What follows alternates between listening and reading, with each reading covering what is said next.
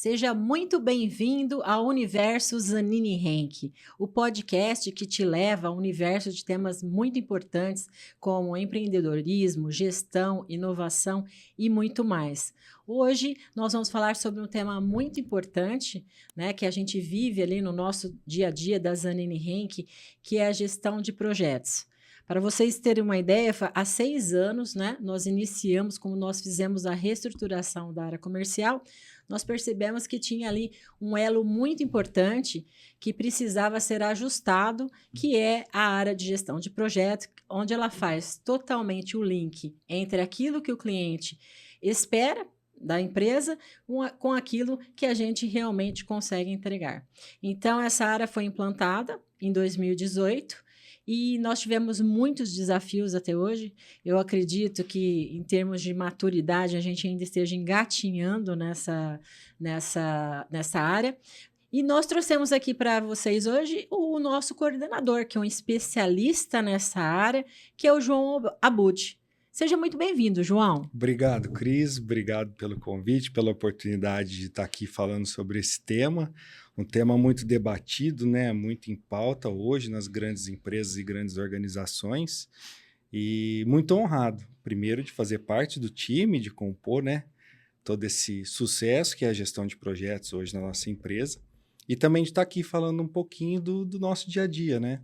Falando das nossas responsabilidades, do que é a função de um gestor de projetos e a função do departamento dentro da companhia. Maravilha. João, para a gente iniciar, conta um pouquinho da tua trajetória profissional. Cris, eu sou engenheiro mecânico, formado pela Unesp de Ilha Solteira, né? E a gente, quando escolhe, né, fazer engenharia mecânica, principalmente o homem, né, é porque ele é fascinado por carro, né? Então a gente tem aquela ilusão de motor e carro e tal. Não, eu quero fazer engenharia. E aí você vai, a hora que você chega lá na faculdade, você vê que não é bem isso, né? Então você vai ver motor só lá pro A hora que finalzinho. vem os cálculos, né? As A provas hora que de você cálculo um, vê, 2, 3. a hora que É você que vê você vê. que a aula de motores é uma simulação numérica no computador, você, né? Aí o mercado acaba te moldando, né? Então eu me formei, saí para o mercado de trabalho, inicialmente como coordenador de campo. Recebia os projetos da engenharia, pegava os desenhos, interpretava e cuidava daquela execução de campo em obra mesmo. A primeira participação foi na construção de uma termoelétrica. Então, o início já era um gerenciamento de projetos, só que era mais voltado para a parte técnica. Mas eu media, né? Eu media a qualidade, media o desempenho da montadora e de quem estava ali executando o projeto, via se estava dentro dos padrões de engenharia, né? E aí fiquei 2 anos nesse projeto inicial, uma construção de uma termoelétrica, 2 caldeiras, casa de força, então acompanhei bastante parte civil, parte mecânica. E a partir daí surgiu a oportunidade para ser gerente mesmo de implantação de uma outra termoelétrica. E essa foi 2012, eu comecei lá, estava na terraplanagem, então eu acompanhei todo o processo, né? Então a bagagem, o aprendizado foi muito grande ali, né? Começando pela área civil, fundação, escavação de estaca, tudo isso aí foi muito legal, né? E aí, depois da civil, vem a mecânica. Eu já tinha um pouco mais de experiência com mecânica da primeira obra. Então, eu tinha meu time ali. O engenheiro civil, o engenheiro eletricista, o engenheiro mecânico e o time de automação. E o que eu fiz? Eu comecei a concentrar nas áreas que eu não tinha tanta experiência. Eu deixava a mecânica indo mais sozinha lá e focava na área civil, focava na elétrica. Então, esse segundo projeto foram 2 anos e meio, né? A gente começou na terraplanagem, construção do zero, cabeamento, fundação civil, tudo. Construção de uma caldeira, 220 toneladas, 2 geradores de 25 mega.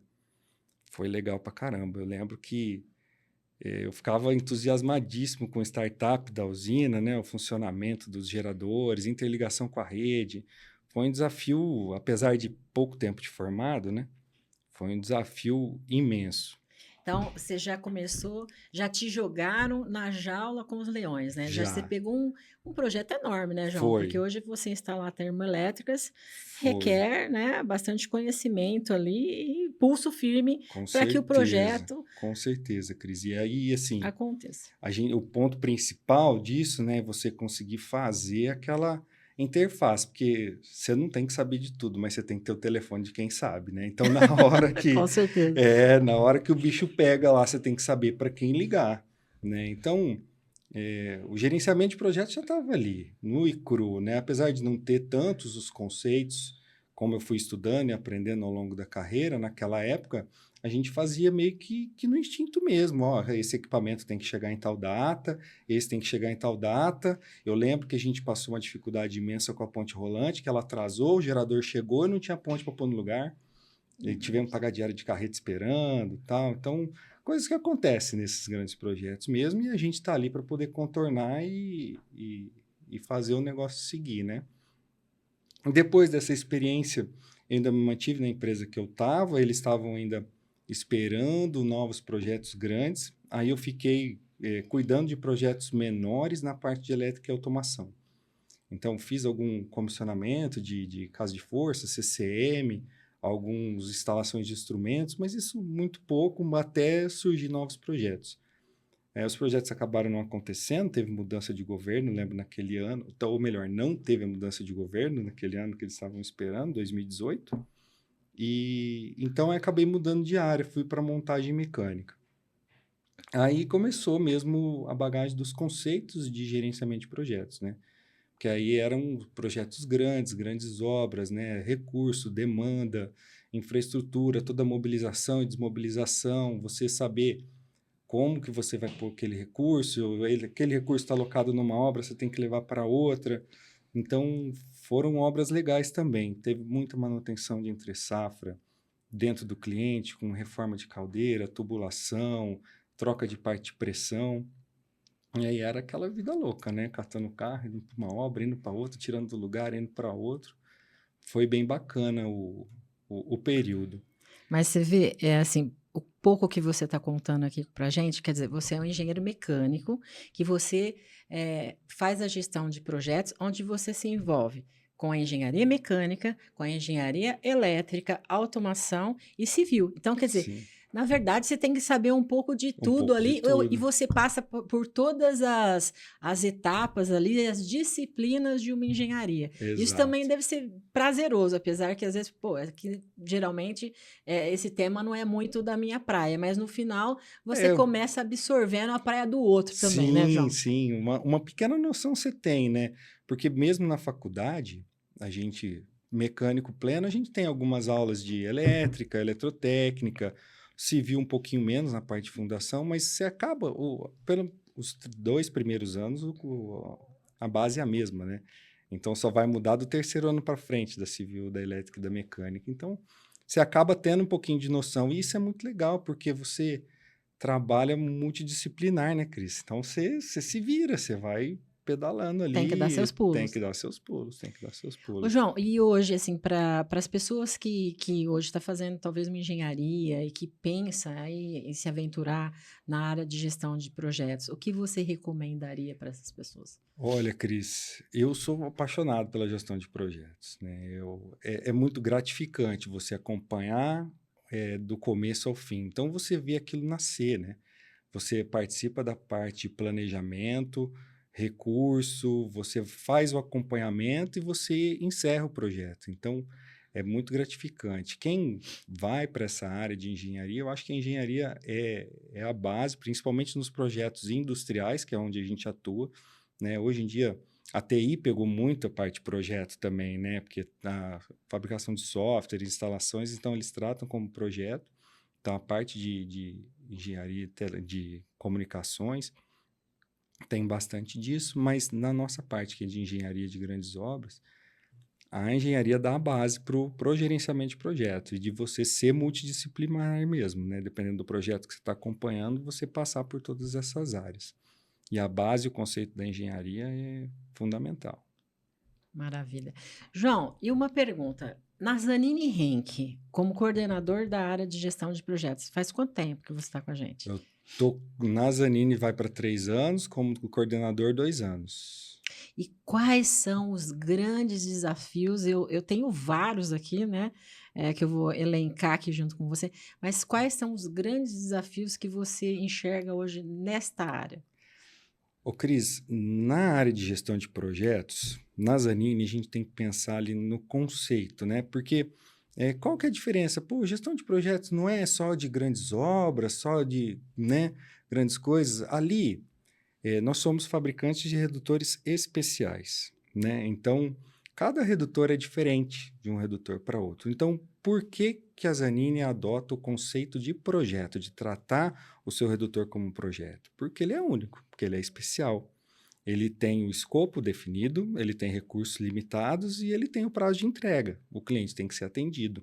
Então, a gente trata todo pedido de venda como um projeto, né, com suas particularidades. E o que é o nosso desafio, respondendo a sua pergunta agora?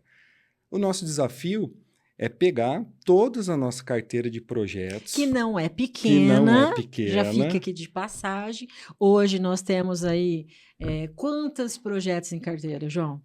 Cris, para mais de 200 Mais de projetos. 200, Mais de que eu tinha em 200 mente mesmo, projetos. É, exatamente. 260 e alguma coisa em andamento, Então, fora para quem aqueles... acha que é tranquilo ser É, um PM na Zanini Henke, tem que ser pessoas que gostam de desafio, é, certo, João? com certeza. Então, dentre todos esses projetos, o nosso desafio qual é? É pegar o nosso recurso de fábrica, né? Porque ele é limitado, a gente não consegue produzir tudo a todo tempo, né? Então, é fazer esse escalonamento e atender a necessidade do cliente no tempo que ele precisa, né? E muitas vezes o PM que está lá com uma carteira de 50, 60 projetos, ele tem mais de um cliente cobrando ele ao mesmo tempo. Pô, eu preciso do meu redutor para essa semana, eu preciso do meu redutor para essa semana. E você não tem recurso, você não tem bancada de teste que você consiga testar 10 redutores de uma vez. Então, o nosso principal desafio é fazer essa jogada aí. É sentir mesmo do cliente aonde que a gente pode ir, o que, que a gente pode fazer para utilizar os nossos recursos da melhor maneira, que é um dos pilares do gerenciamento de projetos, né, o planejamento, e conseguir atender o cliente e ter certeza que ele vai sair satisfeito dali, né? Porque, na verdade, quando a gente iniciou essa área na Zanini Henke, um dos nossos gaps era realmente a nossa dificuldade ali dessa comunicação entre empresa e cliente, né? O cliente, às vezes, ali, ele tem exigências específicas, né? Na verdade, todos querem a mesma coisa. Eles querem que a gente cumpra aquilo que a gente negociou, né? Vamos entregar no prazo, né? E nós, quando a gente começa a olhar por gestão de projetos internamente, para nós não é somente prazo de entrega, né? Obviamente que prazo é uma coisa fundamental e graças a Deus hoje a gente está com um índice de pontualidade, Muito bom. né, João, acima de Acima de 95%, que 95%. foi, eu acho que muito disso teve uma contribuição grande da área de gestão de projetos dentro da Zanini Henke, mas também nós temos aí um desafio interno da empresa, que é a questão do custo, né? Porque quando o projeto nasce, ele tem ali o custo que foi orçado. E o grande desafio do PM é, ao longo desse tempo do projeto, é fazer com que siga dentro daquele custo que foi orçado. Caso, né, a curva a gente fala, começa a abrir a boca do jacaré, a curva S, né? Sim. Caso ele comece a discorrer daquilo que foi orçado, cabe ao PM traçar estratégias para fazer com que aquele projeto volte para a condição daquilo que foi orçado. Então, não é uma tarefa simples, né, João? Não é, com certeza, Cris. Pegando o gancho do que você falou, os pilares, a gente tem no gerenciamento de projetos as 10 áreas de conhecimento. Aqui a gente foca mais, porque das 10 áreas nós temos controle de qualidade, que a nossa área é específica lá na Zanini.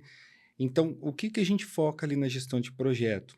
É escopo, custo e prazo. E outra que a gente faz naturalmente, que é a gestão da comunicação, né? Então, a gente faz a ponte de comunicação da fábrica, da nossa empresa com o cliente. Então, pegando nos pilares principais, escopo, custo e prazo. Falando um pouquinho do escopo. Quando é vendido o projeto, né, pega o pedido de compra, o PM responsável, a hora que o projeto entra para a carteira dele, ele tem que ler aquele escopo, ele tem que entender o que foi vendido, quais são as condições de venda, entender as particularidades daquele projeto, né? Aí a gente entra numa parte que é gestão de risco, ele vai pegar aquele redutor, pegar um modelo similar, olhar no banco de dados e ver, poxa, que dificuldades que a gente teve num projeto similar. Puxa, esse aqui, a matéria-prima importada atrasou, tivemos um problema na alfândega. Poxa, como que nós vamos fazer para isso não acontecer? E aí ele já vai cercando naquele projeto e fazendo a gestão dos riscos e delimitando o escopo, vendo certinho o que ele vai entregar, quando que ele vai entregar. É traçada a linha de base do projeto. Ou seja, o que vai acontecer, cada coisa no seu tempo. Prazo de entrega de matéria-prima, os rolamentos têm que chegar tantos dias antes da montagem, tudo certinho. E isso, como você mesmo falou, dentro do escopo, dentro do orçamento que foi considerado no início da venda. Então, ou seja, tá ali. O dinheiro que você tem para gastar é esse, meu amigo. Você não vai passar disso. Aconteceu alguma coisa, ou tivemos problema mundial por causa da guerra, o forjado que estava num preço está em outro. O que nós vamos fazer? Ele ergue a mão, chama as pessoas daquele fórum específico, senta, conversa, decide, ó, não temos um forjado mais barato aqui, vai desviar aqui, mas eu vou conseguir tirar daqui, que a gente ia fazer por tanta carcaça, vamos diminuir aqui, vamos ajustar o orçamento. Então, esses são os desafios da gestão de projeto, né? Ficar ali sempre monitorando no leme do barco para ele conseguir seguir no seu curso normal, né? Crise, principalmente, chegando no final, cliente satisfeito e resultado para a empresa. Exatamente. Mas, João, assim, nós que vivemos isso no dia a dia, ali dentro da empresa, né? São 6 anos, eu considero isso que, na verdade, a área ela é nova, ela é jovem dentro da empresa. E assim, ao longo do tempo, foi um grande desafio, principalmente interno, né? Eu acho que um dos grandes desafios, porque a área de gestão de projetos, ela, na verdade, ela entra dentro de vários departamentos da empresa, né? Por exemplo, Todos, né? de todos. Na Todos. Zanini Henke, né? Nós estamos falando que ela vai lá, ela monitora os prazos da engenharia. Quando sai da engenharia, ela passa por suprimentos, que a gente também monitora, e ali, além de monitorar, a gente tem que estar sempre de olho ali para entender se o suprimento está comprando dentro daquilo Exato. que o orçamento orçou também. Então, ali já tem uma atuação da gestão de projeto ou uma interação com engenharia, com suprimentos. Depois você vai para... Começa também no comercial, né, João? Sim. A gente pulou, mas começa ali no comercial, a hora que você entende aquilo que foi vendido. Aí depois passa para os suprimentos, nós vamos para outras áreas, que é a fábrica, que tem várias sub-áreas juntos ali, que você tem uma interação. E, amigo, aquilo ali, para mim, é um enorme desafio. E também, assim, o que eu percebo ao longo desse tempo é a questão... por que é tão desafiador, né? Estamos há 6 anos tentando, né? Porque, na verdade, foi uma mudança cultural. Existem resistências, né? Ninguém gosta, às vezes, assim, de ser monitorado, né? E até entrar na mentalidade de cada um que está ali no seu quadrado, dando o seu melhor, de falar, nós precisamos disso. Nós precisamos disso neste prazo. Você precisa me entregar neste prazo e neste custo. Então, muitas vezes, tem esse conflito, né? Isso eu posso falar porque eu vivo ali dentro da Zanini Henke e eu percebo esse conflito aí, muitas vezes, da área de gestão de projetos com as outras áreas, né? Conflito no bom sentido, né?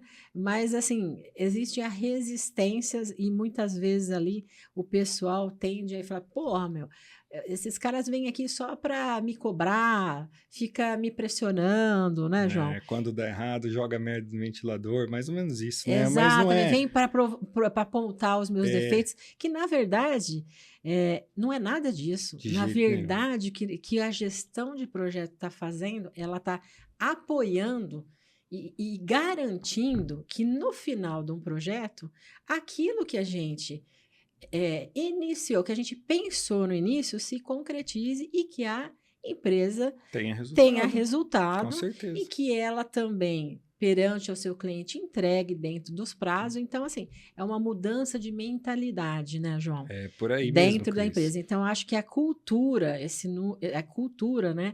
E aí depois acho que você vai falar um pouquinho de maturidade, ela também é um fator de desafio para nós na gestão de projetos, Com né, João? certeza, Cris. Eu acho que você deve ter acompanhado melhor que eu no início da gestão de projetos, É, que, assim, a gente começou a gestão mal visto, né? Puta, já chegou esses caras aqui dando palpite no meu serviço. Já veio esse exatamente. cara aqui mostrar que o negócio não está saindo, mas não é. Então, levou-se um processo até o pessoal entender de que a nossa função ali não é ficar tacando pedra no telhado de ninguém. A nossa função ali é dar resultado para a empresa e ser o melhor, Contribuir, né, contribuir, João, para que tudo exatamente. ocorra de forma E prevista, né, e aí a gente vê planejada. que talvez umas áreas tiveram maiores resistência, outras já aderiram de início, já Rapidamente. deram a mão, não, vamos junto, vamos fazer, eu te ajudo aqui, você me ajuda ali. E quando isso acontece, você cria muito mais força e o negócio vai muito mais naturalmente, né, Eu Cris? lembro de um caso específico de uma área nossa ali, né, que teve uma certa resistência quando começou ali, tal, tal, tal, assim, a pessoa resistiu, resistiu, e no final de, sei lá, 5, 6 meses, essa mesma área virou e falou assim: "Cara, vocês não sabem o quanto que a gestão de projetos está me ajudando e contribuindo para o cumprimento dos meus prazos". Porque a área enxergou ali o benefício de ter alguém ali apoiando a própria área deles nessa Sim, questão da relação com outros departamentos. exatamente. Isso foi gratificante de ouvir, né? Porque, poxa, estava naquela resistência toda, e no final levantou a mão e falou assim: não, cara, tá sensacional. E essa área foi um grande contribuidor lá no início da gestão de projetos dentro da empresa. E é ainda, né? Isso é a gestão da comunicação, né? Porque como a gente anda em todas as áreas, né? A gente acaba tendo essa responsabilidade de interface mesmo, porque intercorrências acontecem, né? E a gente tem que saber, e a gente gerindo essa comunicação, a gente consegue fazer com que todo mundo ande mais alinhado, né, Cris? E como você falou da maturidade em gestão de projetos, né? Então, ela nasce da cultura da empresa, a empresa tem que aceitar a gestão de projetos, encarar aquilo como necessário, como futuro, né? Tem que entender primeiro o que Entender, é, né, João? exato. Você tem que depois explicar aqui o que é de fato a gestão de projetos. Também foi um ponto que eu percebi ao longo dos anos ali, que demorou para o pessoal entender o que era e qual era a função da É gestão de projetos verdade. dentro da empresa. Nossa, o que a gente demorou para se livrar de funções que não eram da área, hein? Exato. É. Nossa, um monte de coisa que estava ali, que vinha se arrastando, justamente por quê? Porque o PM, ele tem que fazer acontecer, né? Ele tem que fazer, então ele não pode deixar o processo parar, e às vezes acaba pegando alguma coisa de uma área ou de outra, e aquilo acaba pesando no cesto, né? Vai arrastando tudo Na aquilo, intenção de fazer a com que o intenção de fazer projeto ande e acontecer. aconteça, ele vai, assim, pegando atividades que não é dele para fazer acontecer. Exatamente, para entregar. E depois Né? para a gente voltar no eixo de novo e falar, não, isso aqui é um escritório de gerenciamento de projetos. Então a nossa responsabilidade é essa. A gente faz até aqui, a gente faz isso, a gente comunica ali, conversa aqui para o negócio andar. Mas essa responsabilidade aqui é desse departamento, desse é desse e assim por diante, né? Mas falando sobre maturidade de gerenciamento de projetos, né? A gente fiz uma pesquisa recentemente num método para identificar o quanto a empresa está madura no gerenciamento de projetos. E numa nota de 0 a 5, Cris, nós ficamos com 3,7, ou seja, nós estamos do terceiro indo para o quarto degrau em gerenciamento de projetos. Das 1.600 empresas que responderam essa pesquisa, a nota média foi 2,7, ou seja, nós estamos bem acima da média. Ou seja, esses 6 anos estão trazendo frutos, né? Temos muito ainda o que Difíceis, mas está dando estamos, resultado, com né, João? certeza. Temos muito que evoluir ainda, mas nós estamos bem avançados nos conceitos de gerenciamento de projetos, né? A gente tem os nossos processos bem definidos, quais são as nossas funções, o que a gente tem que fazer em determinada hora. E eu queria aproveitar esse gancho para falar da integração do gerenciamento de projetos com a indústria 4.0, porque é fantástico, Cris. O PM, para ele gerenciar um projeto, ele entrar dentro do sistema e ele vê em tempo real o que está acontecendo com aquela máquina, isso é fantástico. João, acho que isso é muito importante essa sua colocação, porque acho que aqui no Brasil, pouquíssimas empresas, pelo menos esse software de indústria 4.0, a gente tem o software da Siemens, nós vamos falar isso num próximo episódio aí do nosso podcast, mas acho que hoje a gente é pioneiro, né, Com na indústria certeza. 4.0, e é interessante agora você falar realmente como que é isso, essa sua atividade junto com essa implantação da 4.0. Então, esse é um desafio que nós estamos construindo ainda, porque a gente tem muita informação no sistema, ou melhor, a gente tem toda a informação no sistema.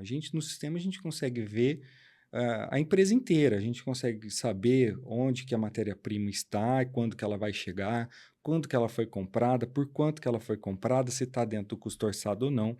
A gente consegue ver se a engenharia já elaborou o desenho, se não elaborou, para quando que vai elaborar, a gente consegue ver se a industrial já fez o roteiro de fabricação, se o PCP, Planejamento e Controle da Produção, já planejou aquilo e colocou em fila de máquina. Isso tudo eu estou falando do PM sentado na cadeira olhando para o computador. Isso que é o fantástico da 4.0.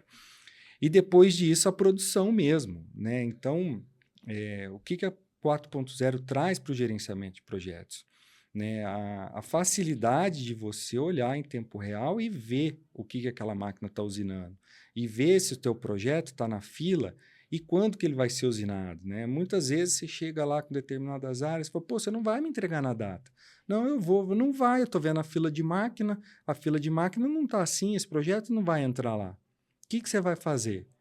Ah, não realmente, vamos ter que terceirizar alguma coisa, vamos ter que buscar alguma saída, aí a gente atua para poder trazer o projeto para a rota.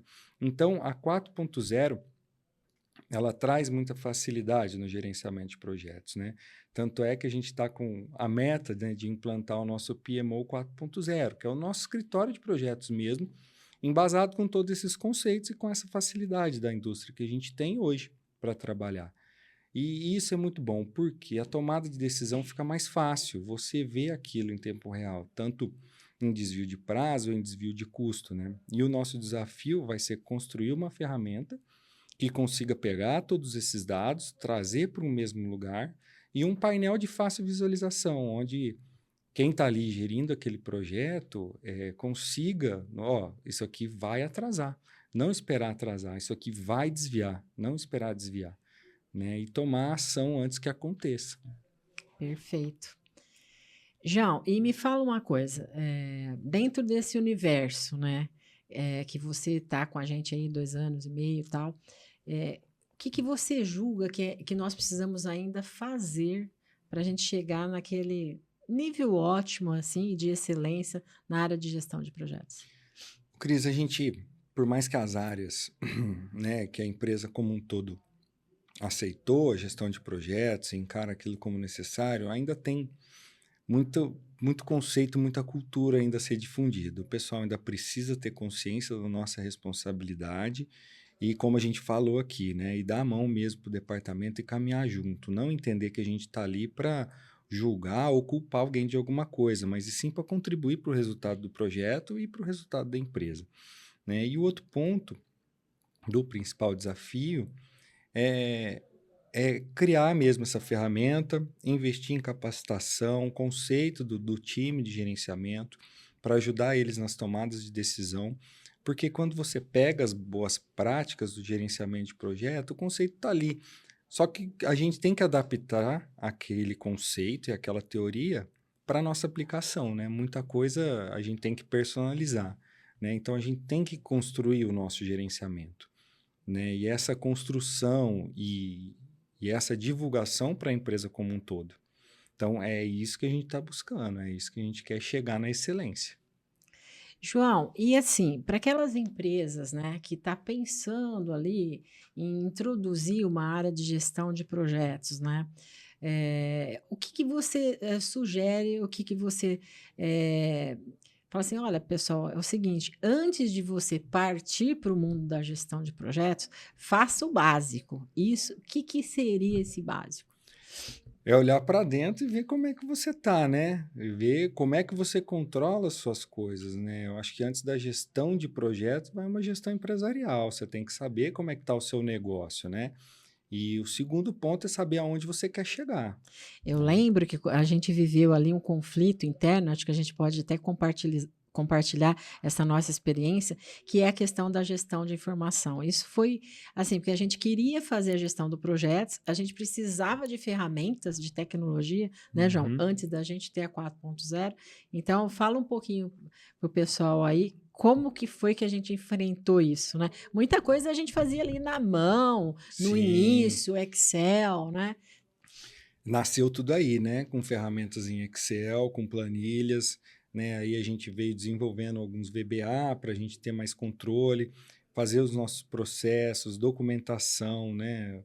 Documento de início de projeto, entre outros, né? Documentos eram principais ali que a E gente fazia processos, e né? processos, Criar o né? processo da área, né? Exato.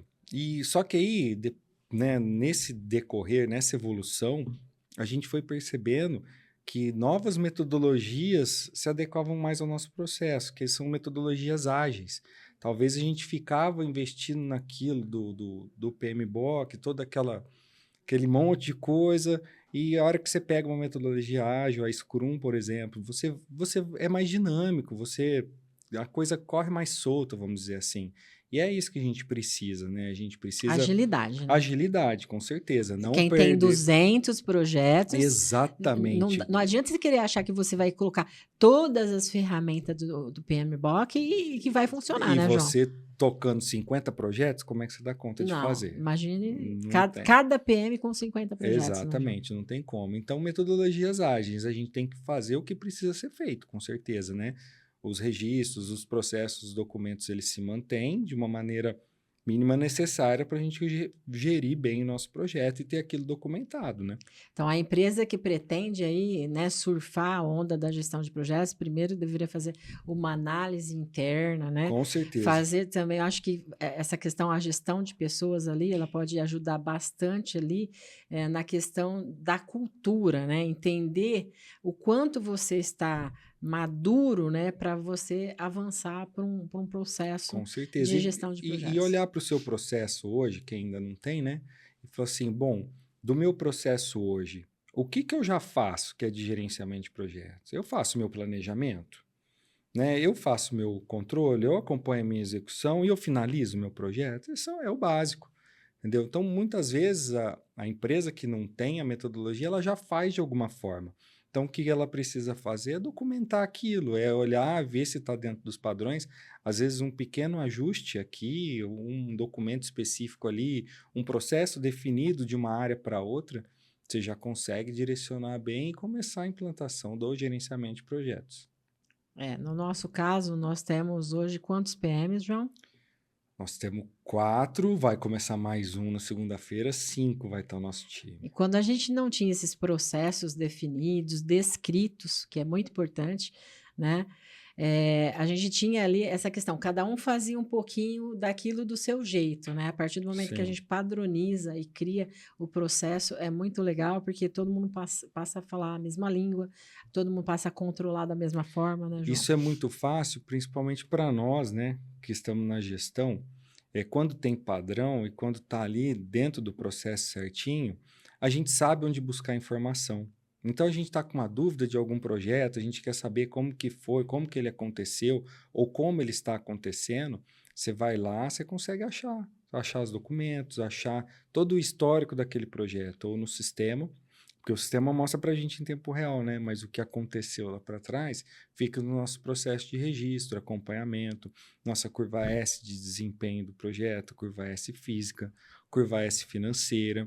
A gente tem o diário de bordo, onde acontecem as intercorrências ou alguma coisa, alguma modificação, ele é registrado ali, entendeu? Então, Ou seja, tudo alterações, que acontece dentro do projeto está registrado no diário de bordo do sim, PM. tá ali registrado. E ali tá todo o histórico, né, Cris? E isso serve, como eu disse no início, de banco de dados para a gente, quando for começar um outro projeto similar àquele, ou um redutor de mesmo modelo, ou alguma coisa com a mesma urgência, esse aqui é muito urgente, vamos fazer assim, assado.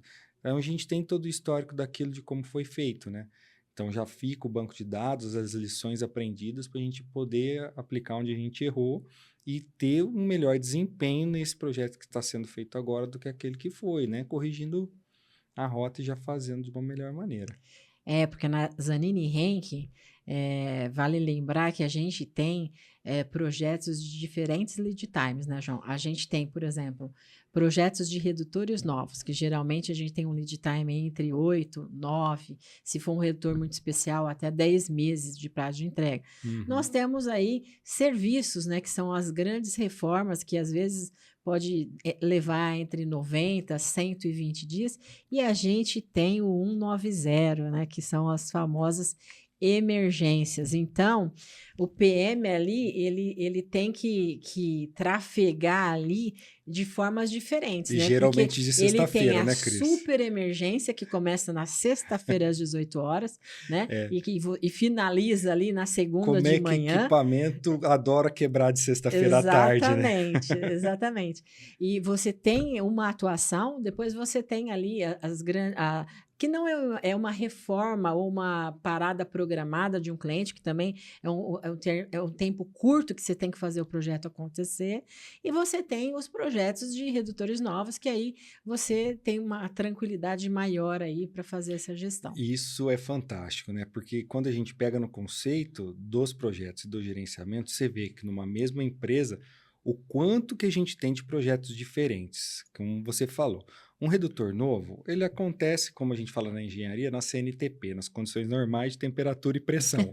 Ou seja, a gente tem a fase de planejamento, de orçamento, de aquisições, execução. É tudo redondinho. O redutor novo lá é muito tranquilo levar. Ele já acontece normal, né? A gente tem as paradas programadas, ela também tem a fase de planejamento, porque você sabe que o redutor vai vir naquele tempo. O tempo é curto, mas você teve um Estamos longo... falando aí de, às vezes, 20 dias, né, João? Exato, 20 para dias, reformas 15 dias completas. de uma parada que um cliente está ali planejado, e é bom a gente lembrar que, por exemplo, numa parada programada, você não tem como não executar o prazo previsto. Por quê? O cliente já está lá com toda uma estrutura, muitas vezes com guindaste, com pessoas contratadas para fazer acontecer dentro daquele prazo. Exato, né, João? exato. Aí, então, o planejamento é muito importante. Então, a gente já parte do escopo inicial, então, ou seja, a máquina vai desmontar lá, vai chegar na nossa fábrica tal dia, nós vamos descarregar, nós vamos abrir, nós vamos laudar, peritar, já dá andamento no escopo inicial, muitas vezes a peça já está pronta, fabricada, porque a gente tem o nosso time de campo que faz o dever de casa, né, sabendo o que vai fazer ali. Então, a manutenção, ela é preditiva, vamos dizer assim. O redutor, ele já deu indício do que precisa ser feito, chega lá, a hora que a gente desmonta a lauda e corre para fazer o serviço no prazo já estipulado. Então, houve o planejamento, né? Então, parada programada é essa particularidade. A gente tem o tempo de planejamento, mas a parada é muito curta. Aí, a hora que a gente muda para um 90, aí a coisa é diferente, né, Cris? Nem fala. Porque aí não tem planejamento. Aí é aquilo, Não tem. Assim, planejamento prévio, porque a gente tem que planejar. Só que o nosso cronograma, ele é feito em horas, né? A gente tem que controlar até a logística interna ali, de uma peça que vai sair de uma máquina e vai para outra e não pode parar. Ela não pode ficar 5 minutos esperando uma empilhadeira. Já tem que estar ali esperando sair, ir para um lugar e para outro. Por quê? A 190 é a quebra, é a manutenção corretiva, é a indústria que parou por causa daquele equipamento. Aconteceu a falha, né? Lá no cliente, vamos explicar aqui, aconteceu uma falha lá. O redutor estava operando, falhou, e aí, por N razões, né? Ou porque não operou, ou porque teve algum problema lá e ocorreu a falha.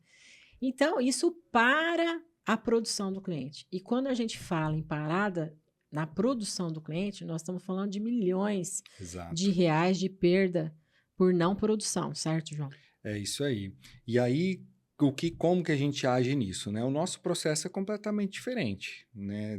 Da gestão de projetos, principalmente, como da empresa como um todo. Tanto é que a gente tem uma numeração diferente, né? Os nossos projetos começam com 400, 500. Quando ele abre a numeração com 190, já está ali. Ou seja, a empresa para e fala, esse daqui eu estou falando que é o cliente que está na UTI. Vamos ter que ter Exatamente. uma tratativa diferente. Exatamente. E aí, essa cultura já está bem difundida. Porque chega para o operador, ele olha ali que tá um projeto 9.0, ele já sabe que ele é prioridade, ele não quer nem saber o que aconteceu. Ele sabe que aquilo é urgente, então ele vai entrar em máquina, ele vai ficar o menor tempo possível para a gente poder atender o cliente da melhor maneira e minimizar as perdas que ele está tendo. Porque o 9.0 está tendo perda, né? Não foi uma manutenção não prevista. E aí, né, como diz, graxa nas rodinhas, né? Vamos atrás e vamos correr e tentar entregar no menor prazo. João, conta um case aí, um case de sucesso que você considera dentro desse mundo aí de emergência do 190. Olha, Cris, eu acho que o cliente nosso teve uma quebra numa engrenagem do eixo intermediário superior do Torque Max. E o que aconteceu? Era um cliente de exportação, a matéria-prima não chega do dia para a noite, uma matéria-prima grande. A gente trabalha com lead time de matéria-prima desse tipo importado de 90 dias, né? E a gente precisava atender o cliente. E o que a gente ia fazer? Né? O cliente não tem condição de ficar esperando 90 dias mais 30 de produção para poder pôr a máquina para rodar. Então, a gente fez uma reunião, vimos o que a gente tinha na esteira e vimos se a gente podia atender o cliente naquela etapa, sem prejudicar o dono daquela peça que estava em produção. Ou seja, o outro cliente não ser prejudicado. Não ser prejudicado, principalmente, a gente conseguir fazer essa troca. E, por sorte, deu lead time para a gente, ou seja, a gente remanejou 3 projetos para poder atender um cliente. Então, a gente pegou um projeto que estava na esteira, quase em término de fabricação, atendeu o cliente da quebra, pegou esse que estava na esteira, que precisava da máquina, pegamos um que era lá para o final do ano, trouxemos para esse cliente, ele também não teve interferência, não teve mudança, não teve nenhum impacto impacto. Nele, né? E esse que estava só lá para o final do ano, a gente vai conseguir fazer o processo, repor a matéria-prima dele no tempo necessário e entregar no prazo inicial. Então, esse foi um case de sucesso porque a gente mobilizou todo mundo, né, para conseguir fazer isso. É lógico que antes de tomar essa decisão, teve que passar pelo crivo da engenharia. A engenharia olhou, analisou, falou: não é possível fazer, não vamos ter prejuízos técnicos, né? E depois disso teve toda a logística, né, Cris? A exportação. Então, teve que, né, verificar. A gente, uma peça de quase 3 toneladas, mas mandamos aéreo, né? Então, imagina a logística disso aí, da gente poder embarcar e mandar para o cliente. E o cliente ficou super satisfeito quando a gente deu a notícia que a gente estava em processo de fabricação e ia repor a peça para ele no prazo, aí, eu não me lembro, acho que foi 15 dias. Ele ficou bem contente, acalmou lá, né? Deu um sossega nele lá, ele conseguiu ficar mais calmo, recebeu a peça, instalou e o redutor está operando, né? Dentre esses temos vários casos aí. É o nosso dia a dia, né, Cris? E é muito gratificante quando a gente consegue atender e o cliente sair satisfeito. João, e assim, quando tudo vai bem, ok, tá todo mundo feliz lá no final da linha, né? E é lógico, né, que o mundo não é cor-de-rosa, né? Ao longo, estamos falando de produção, ocorrem eventos, né, que às vezes te tira da rota do projeto. Quando não tem jeito, vamos lá, a gente tentou de tudo, não tem jeito, vamos ter um impacto aqui no prazo, não vamos conseguir atender. Eu tenho certeza que já aconteceu isso. Com certeza. O que o gestor do projeto, o que ele faz ali quando ele percebe que, olha, aconteceu um imprevisto, a matéria-prima importada ficou preso na alfândega ou atrasou esse transporte. Muitas vezes já aconteceu, eu vi casos de força maior ali, Sim. né, de rolamentos, né, de não chegar no prazo, demorar, sei lá, 30, 45 dias, além daquilo que a gente tinha planejado. O que o PM tem que fazer? Como que ele tem que atuar quando isso acontece? Então, Cris, ele tem que monitorar ao longo do projeto. Quando essa intercorrência acontece, primeira coisa é chamar os responsáveis, chamar o líder de fábrica, o líder de PCP, envolver todo mundo, engenharia e procurar saída. Procurar plano B, ver onde que ele pode fazer, a gente tem condição de melhorar isso, aconteceu o problema, aconteceu. O Qual que vai ser o plano de ação para a gente mitigar o impacto? Quanto menos impacto no cliente, melhor. Beleza, esse é o menor cenário? Esse é o que a gente consegue de melhor? É isso. Então, vamos sair, vamos fazer essa operação de guerra. E aí, o próximo passo é chamar o cliente e ser transparente com ele. E falar assim, olha, tivemos um problema, o problema é esse, vem aqui, pode acompanhar. Para mitigar o impacto, vamos fazer isso, isso e isso, vamos trabalhar 24 horas, 3 turnos, teu projeto não vai pegar fila de máquina, vamos deixar os outros ali para pôr o teu na frente e compartilhar com ele isso, porque acontece, não adianta. Então, a nossa premissa é sempre essa, é ser transparente, Perfeito. né? E estabelecer a relação de confiança e parceria com o cliente.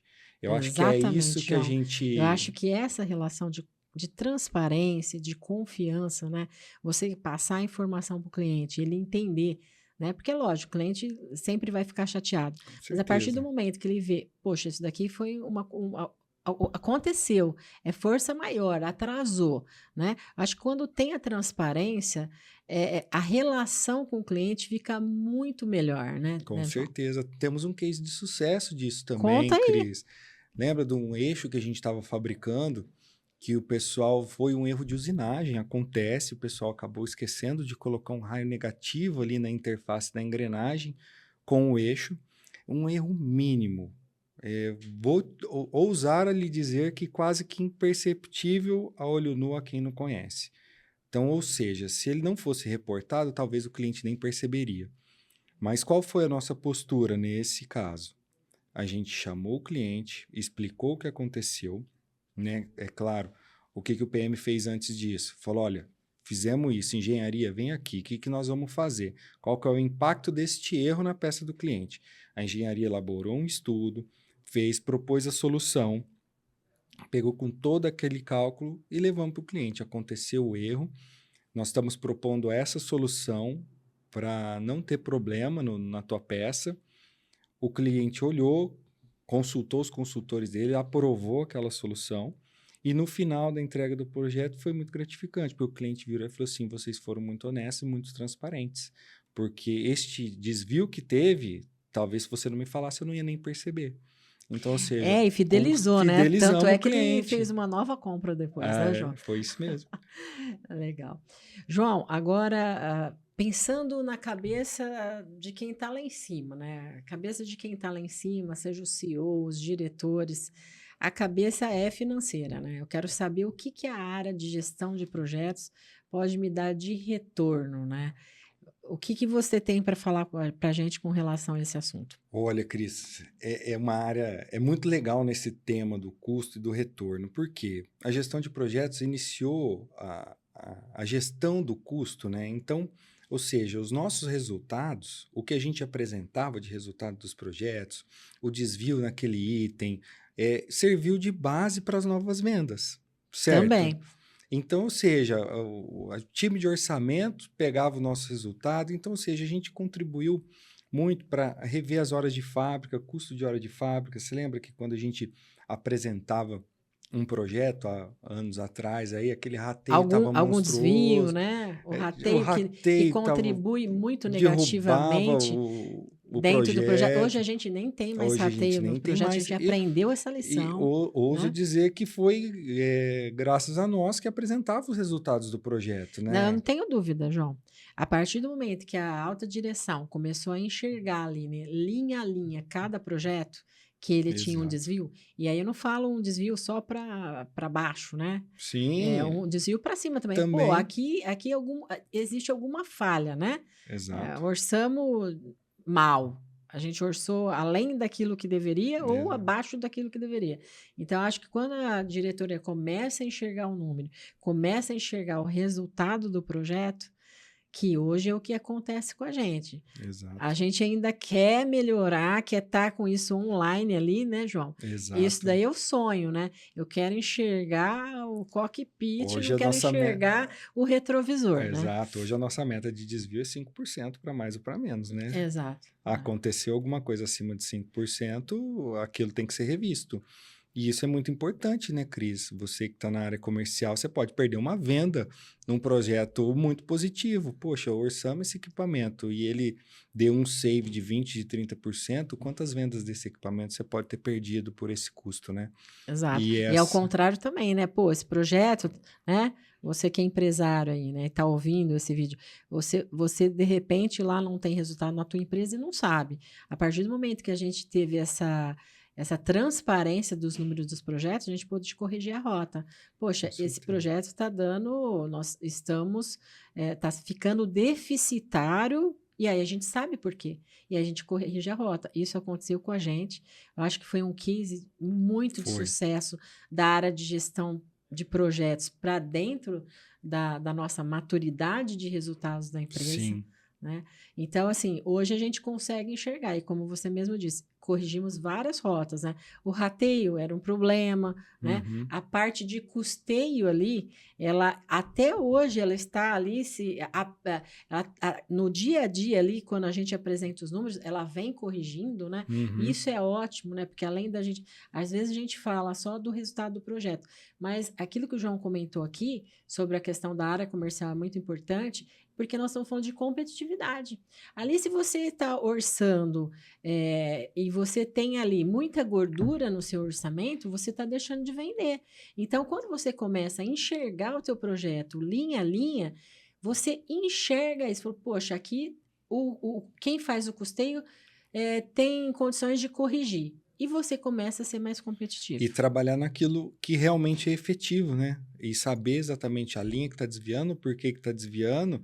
E, poxa, não, o forjado tá legal, eu tô pagando caro em rolamento. Pô, vamos trabalhar no fornecedor de rolamento, vamos ver o que a gente pode fazer para minimizar isso, para ir para o mercado. Então, a contribuição da gestão de projetos é essa, né? Com o resultado do projeto. É primeiro garantir que ele dê resultado, e depois servir, alimentar toda a empresa com esses dados para a gente poder corrigir a rota realmente.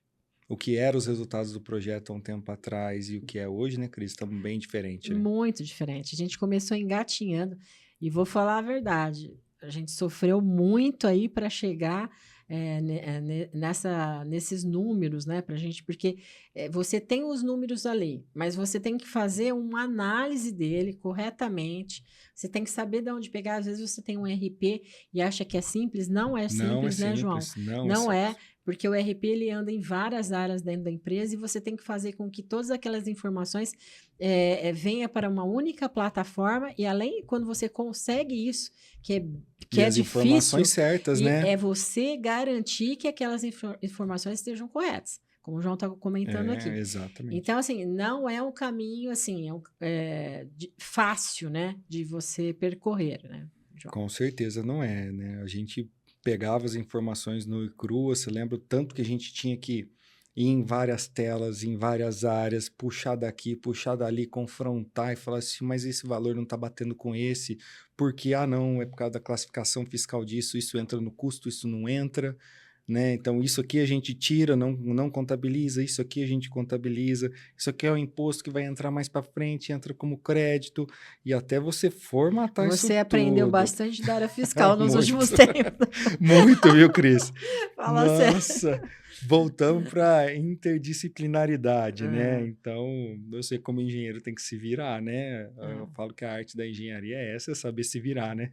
exatamente. Então, construímos isso tudo. Eu acho que hoje a gente já está num patamar mais avançado dessa gestão de custo, porque hoje a gente já tem a ferramenta praticamente pronta, a gente terminou de construir o visual dela há poucos dias, então a gente já tem informações confiáveis, né? Quando a gente pega alguma coisa que não está coerente com a realidade, a gente já fez isso algumas vezes, a gente achou que a gente identificou que foi alguém que não inseria a informação certa. Então, não é a ferramenta que está errada, né? Talvez é o processo, é a instrução de quem está ali jogando o dado no sistema. Então, hoje a gente tem confiança nesses dados, a gente já tem o andamento do projeto em tempo real do lançamento, né, que é o próximo ponto que a gente vai ter que trabalhar. Porque muitas vezes a gente finaliza um projeto dentro de um mês e ele absorve custos no mês seguinte. Então, a gente precisa corrigir esse delay para saber e entender quanto que realmente o projeto está finalizado e qual foi o real resultado dele, né? Porque a gente não pode apresentar para a diretoria um balanço de um projeto e um resultado dele comparado ao que foi orçado e o que foi entregue e virou o mês e caiu o custo nele e, ó, aquilo que eu te apresentei não é aquilo lá mais não, né? Então, agora a gente está trabalhando nessa fase, né? Porque tem que acontecer imediatamente.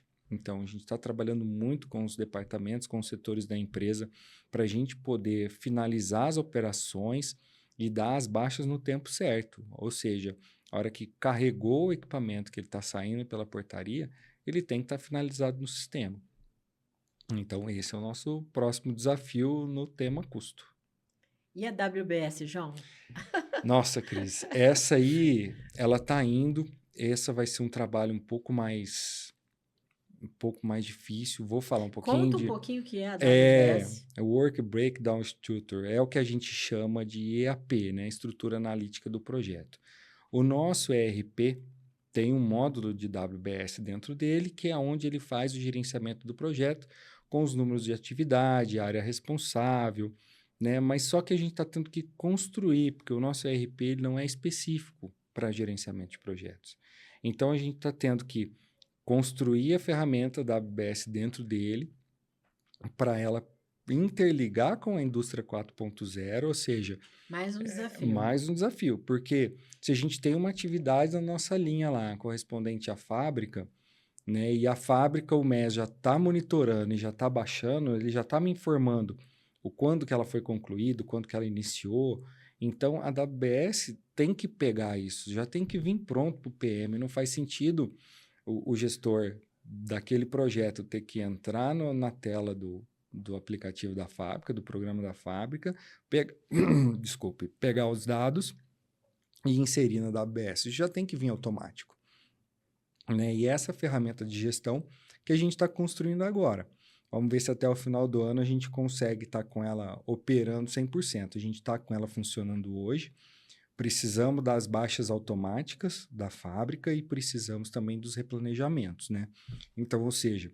De novo, né? Você precisa de todas as outras áreas para poder fazer com que a AWS funcione adequadamente. Com certeza. A gente precisa que ela seja realmente uma ferramenta de gestão, né? Que o gestor consiga dar... As mais conhecidas aí para quem, né, trabalha com gerenciamento de projeto, talvez não saiba do que a gente está falando, mas seria o similar ao MS Prost, que é a ferramenta mais conhecida. Então, como que funciona o MS Prost, né? Você vai lá, traça a sua linha de base, pega a sua IAP, coloca lá, coloca a data de início e fim para cada atividade e vai acompanhando a evolução. Traça a curva S, tudo.